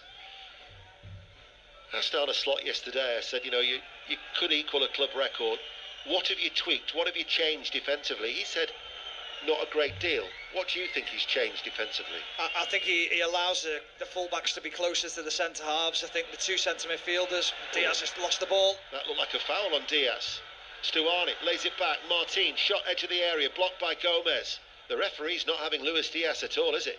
That must be at least 3 times where Diaz looks like he's been impeded, as Solis passes the ball then to Frances. Asprilla with the cross, downward header by Van Dijk, hammered away by Szoboszlai. Sorry, I interrupted. That's okay, Gakpo's on this. Gakpo with that bouncing ball. Krejci comes across, lifted forward then by Diaz. Krejci did well to head it away from Salah, kept in play on that far side to right. 5 Live, BBC Sounds and Radio Merseyside. 8 minutes remain, Liverpool lead 1-0. Here is Alexander-Arnold. Elliott, right corner of the area. A Salah penalty is the difference. I just think the balance of the team, the way that he's got the two centre midfielders sat a little bit deeper in front, the control that they have. The biggest thing is that I take out the equation this game. The control in the game has been so much better. They're in here, Liverpool. Elliott, was that a foul? Yes, it was by Wampe. Over 25 yards out from goal. It's central position, direct free kick. Liverpool lead by a goal to 0. Alexander-Arnold territory, perhaps? Yeah, quite possibly. He's wandering over, and Dominic Szoboszlai is also having a look at it as well. He likes that knuckleball shot from distance. Harvey Elliott will also fancy it. He's probably a little bit down the pecking order. Coming back, it is Trent Alexander-Arnold who has the ball under his arm, so it is his range. Gazzaniga will be looking at his wall, making sure that he gets the biggest players in the wall possible. Incidentally, that Mo Salah goal was his 50th goal in his Champions League career, but in his Liverpool record in Europe, it takes him one away of a half-century of goals. Liverpool's leading goal scorer in European football. And in fact, he's one away from equaling Billy Liddell into joint 4th in the all-time goal-scoring charts for Liverpool Football Club. Szoboszlai is there with Alexander-Arnold. This then is a free kick, central position, not quite 30 yards out from goal, and we have 6 minutes remaining. Girona have everybody back. Alexander-Arnold, saved by Gazzaniga. He couldn't catch it, he dropped it and then clattered the ball away, but it's gone behind for a corner kick to Liverpool. Yeah, good save from Gazzaniga, good footwork, cross to his right-hand side, two strong hands onto the ball. And Trent Alexander-Arnold asking the question, why is it not a booking? He's just lashed the ball away. Well, Alexander-Arnold knows that there's another ball on the pitch, but he has ignored that one, and he's got another one from the ball boy, and is waiting, and in fact it's Asprilla who has to come across and to kick that other unused ball off the playing surface, because Alexander-Arnold felt that Gazzaniga, by doing what he did, had delayed the restart. So he's biding his time deliberately here, is Alexander-Arnold, much to the frustration of the Spanish crowd. Alexander-Arnold swings it in, Gazzaniga catches that one inside his 6-yard area, 5 minutes remain. He looks for the counter-attack as he clears long. Porto will give chase. Alisson is out of his penalty area. Szoboszlai had gone back with the substitute, and Liverpool, midway through their own half, have possession once again. 5 minutes remaining, 1-0 they lead. Yeah, superb from Alisson, just reading the situation, talks about that role he plays as this, commentator's curse, kicks it out of play. Went past Robertson and out for a Girona throw on this near side in front of the main stand. This tiny stadium, reduced capacity of around 10,000 here tonight, hoping for a late goal. Their first ever season in European competition will be a brief one with the results that they're having, but they'll still celebrate wildly if they could take a point off Europe's informed team. Ball played up towards Martin, right-hand side of the penalty area, back towards Asprilla. Asprilla's forward ball overhits it, gathered in by Alisson, who dives forward onto the ground, and we have 4 minutes remaining. Liverpool 1-0. Yeah, just coming a little bit desperate for Girona, trying to force that pass now into the final third. What Liverpool can't afford to do is make errors like Alisson made and invite that pressure on, as anything can happen in a game of football. Here is Robertson along the ground, looking for the run of Gakpo. He's being pulled back there by not only has he been pulled back, he's trying to take the shirt off his back, is Francis. Yellow card.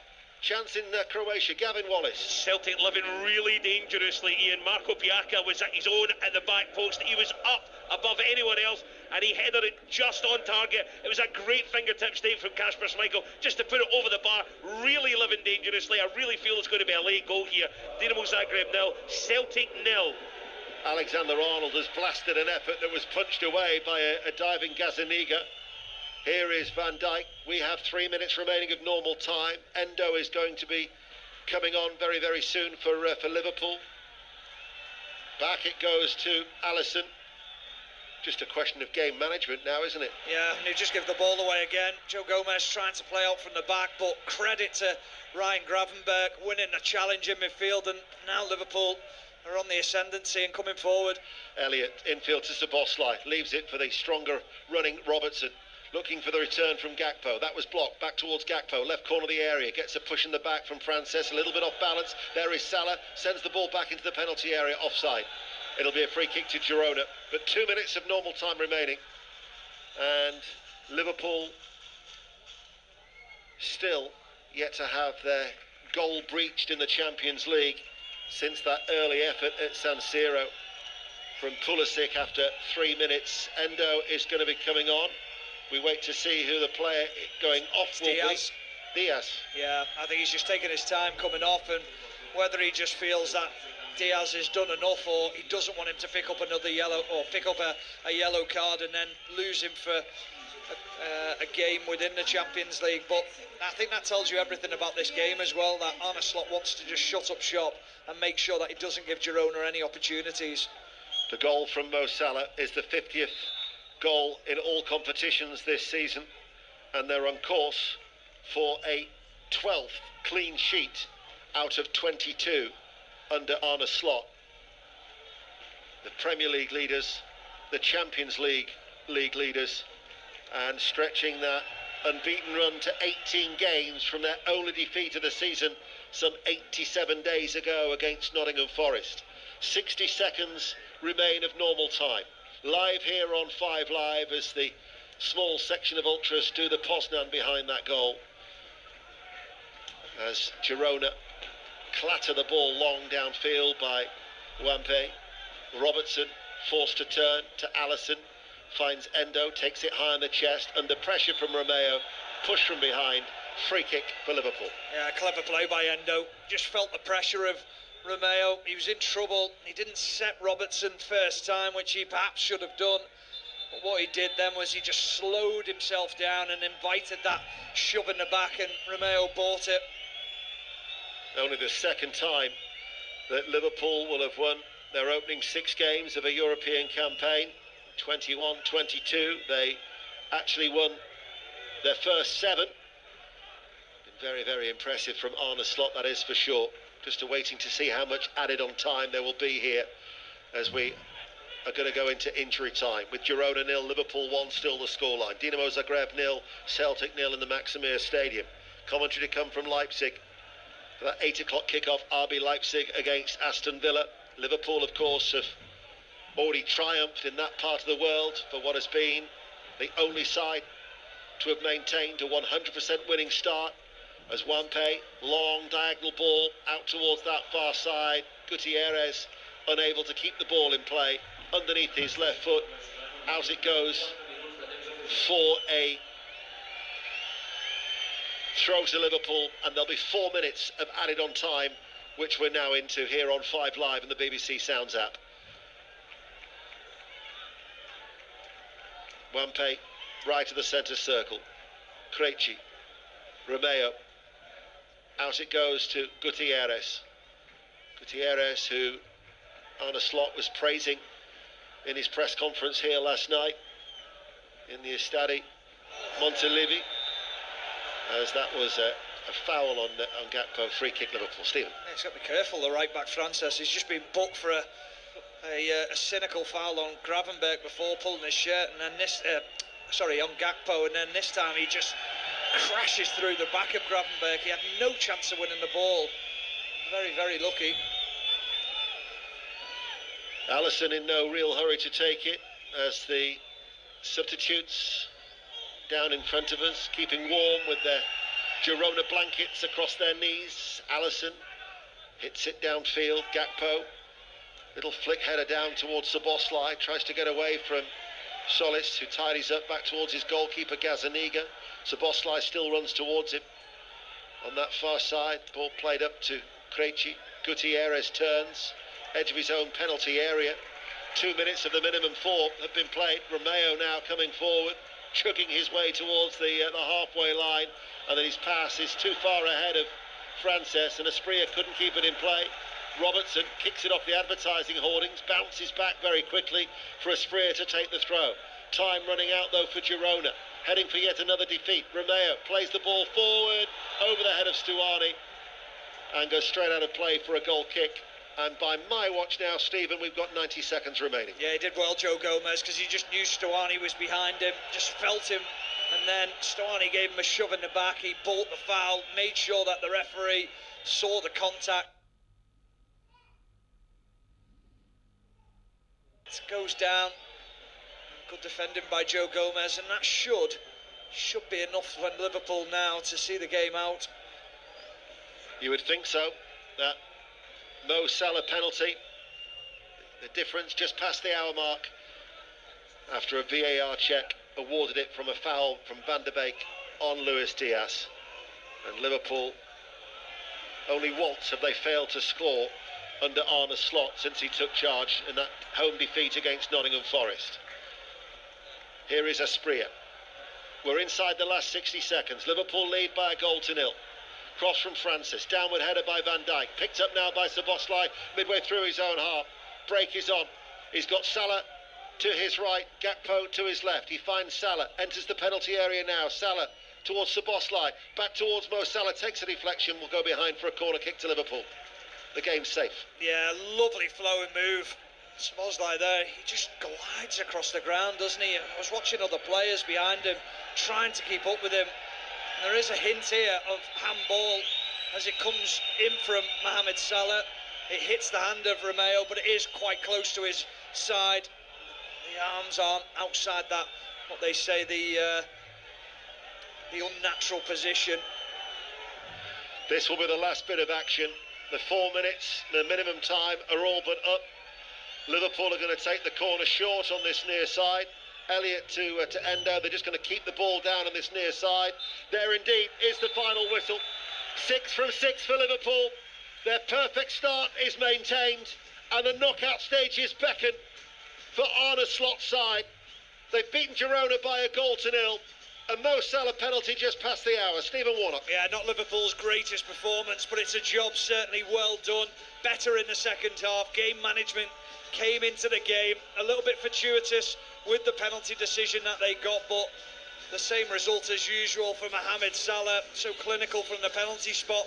Missed against Real Madrid a couple of weeks ago, but then he comes back, makes sure that he finishes this one, and Liverpool get the 3 points. And they've also equalled the club record, 5 successive clean sheets. They haven't conceded now in 8 hours and 57 minutes in the Champions League. It's finished in Girona. Girona 0, Liverpool 1. If you're going to have a successful Stephen, you're going to have nights or afternoons where you just need to get in there, get a job done and get out of there. And that's kind of feels that that's what they've done tonight. Yeah, they weren't at the best, whether that was missing a game at the weekend and they felt that they were a little bit rusty. I don't think you can blame that. I think you've got to give credit to Girona, the way they went after Liverpool and the way that they played the game. But Liverpool, like you say, not at the best, but they've got the job done, and that's the most important thing. Soft penalty? I thought so. I think it was more of a coming together. Van der Beek can't really go anywhere, and he sort of stands on the heel of Luis Diaz, but Diaz tried to continue with his movement to get his shot away. Yeah, I thought it was a little bit soft, if I'm being completely honest. That's what I was trying to work out from all the different replays, exactly whether it was what Van der Beek's foot on Diaz's heel, or whether it was his other leg sort of wrapped round him, and that's why it just felt inconclusive, really. Yeah, I think that's the biggest problem, isn't it? And when you look at the incident again and he loses his boot, when he goes to stand on the foot that he doesn't have the boot on and it's his sock, he loses traction, he loses that ability to get his standing foot, and he slips. So I don't think it can be that. The only thing I can think is that it's the stomp on the heel. They're 5 points clear at the top. I know that sides chasing them have all got games in hand, but that is a seriously dominant start to this Champions League. You know, the 5 clear of Inter, 6 clear of Barcelona and Borussia Dortmund. And people might say, well, you know, extended Champions League and this, that and the other.